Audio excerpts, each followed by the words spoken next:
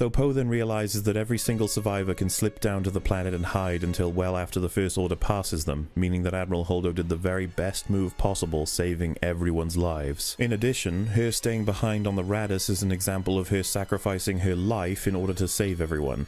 Admiral Holdo is a hero through and through. Now all of her actions make sense as they are recontextualized into a heroic act meant to save the people she loves. Right? Well, there are characters in literature who engage in perceived evil deeds in order to perform a greater good.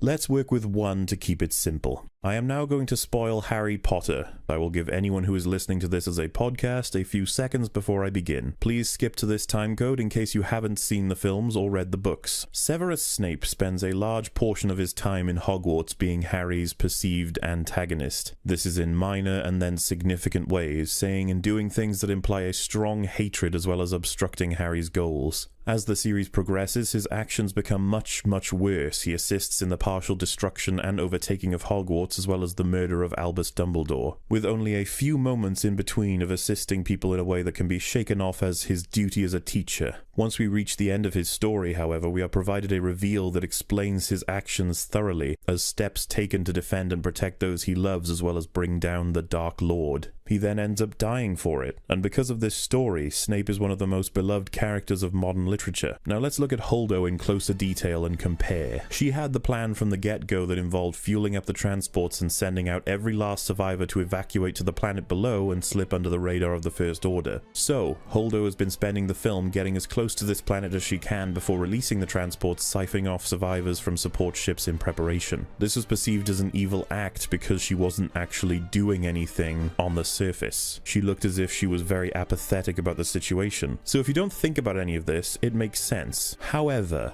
what was her motivation for keeping this away from Poe? Since it's safe to say that about the entire movie rests on her not telling him this. Well, since this is the foundation of the movie, fan theorists have been working extremely hard to explain it. The first excuse we have is, Holdo believed that there was a mole on board, and didn't want to reveal the plan to anyone in case this would give the First Order information. Well, first of all, this isn't mentioned whatsoever in the film, but regardless of that, this is highly inaccurate because of the moment she is seen fueling and boarding the transports. At this point in time, everyone on the ship will be aware of the plan, including a potential mole, and it would be no different if the First Order was to find out about this when the chase began or from the moment before the transports leave. They will still open fire. Okay, so that's out. What else we got? Holdo found Poe to be incompetent and hot-headed. Therefore, telling him the plan would only make the situation worse.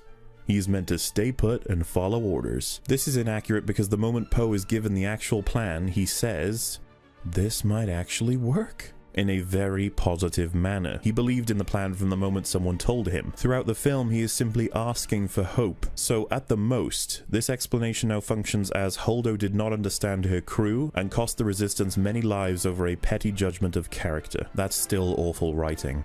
Holdo didn't like Poe, and as a superior, she has no reason to tell her officers what her plan is. This is inaccurate because Holdo is actually quoted in saying that she likes Poe a lot, even after he mutinied, and on top of that, her crew was noticeably stressed and shaken in their confidence of her. Poe made this very clear, very loudly, by labeling her a coward and a traitor in front of the entire bridge, and then providing her a plan that he has come up with instead of giving up, and she still didn't tell him the superior plan. A commanding officer is of course welcome to control the needs-and-no basis, but to allow your entire crew to mistrust you to the point of a mutiny does not mean you're doing your job well whatsoever. Is she allowed to keep the information to herself? Absolutely. But that's not what's being discussed. We are trying to figure out why she would keep it to herself. Holdo didn't tell Poe because he was demoted. What?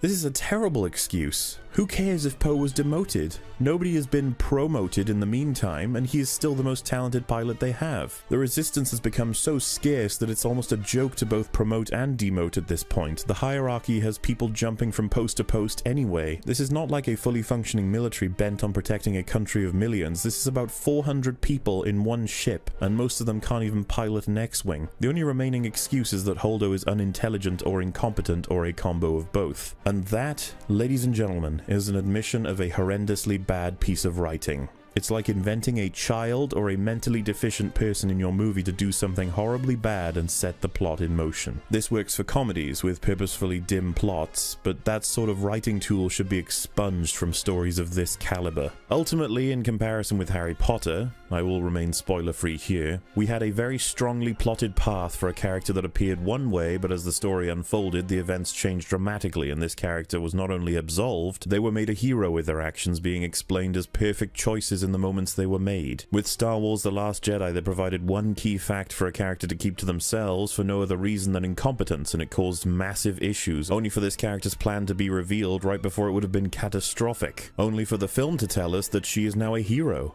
Get over it. The audience in Harry Potter is left to complete the puzzle and redefine their perception of every event involving the character up to this point, while the audience in Star Wars is left to wonder why the writers made this happen, as it caused so much unnecessary conflict. It was done in order to have our plot. Without this nonsense, we have nothing. Rian Johnson is far too inexperienced if he thought this was a good screenplay idea, to have everything in the movie fall apart because the Admiral is unintelligent. Had she told Poe the truth from the get-go, we would have had plenty of time to explore training with Luke and Rey. Time for Poe to come to terms with the inability to affect the world while his X-Wing is not an option. Hell, we could have had characters meet each other and learn from each other about their lives. Did anybody want to hear more about the life of a stormtrooper? Did anyone want to hear more about the history of the world and its players? Did anyone want to know about these people and how they grew and respected one another? There is a potentially great Star Wars film in here, and this weird Holdo choice has effectively wasted upwards of 40 minutes for no reason. Do you guys remember the scenes in the OT when things would just get quiet and we would just discuss things? We would explore characters.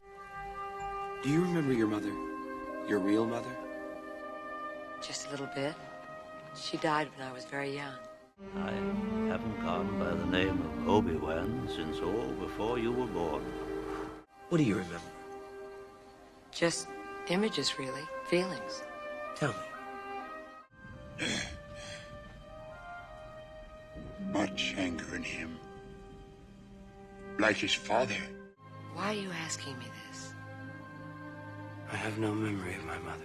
Even the prequels did this. In time, you will learn to trust your feelings. Then you will be invincible. This is a happy moment. The happiest moment of my life. I have said it many times. You are the most gifted Jedi I have ever met. Thank you, Your Excellency. I don't think so. No one can kill a Jedi. I wish that was so. I see you becoming the greatest of all Jedi, Anakin. Even more powerful than Master Yoda. Why are the new films so obsessed with throwing anything and everything on screen just in case anyone stops paying attention? The irony is, by trying to rely on the drama, to try and rely on the conflict, it has become so hollow. Everything in Rose and Finn's storyline as well as Poe's drama is all for nothing. This could have been avoided if Holdo was honest about her plan from the beginning. Instead, we are told over and over again by the film that she is now a hero and she is sacrificing herself for the greater good. Shut it! This is the worst aspect to the movie for many people, and I do not blame them for feeling that way.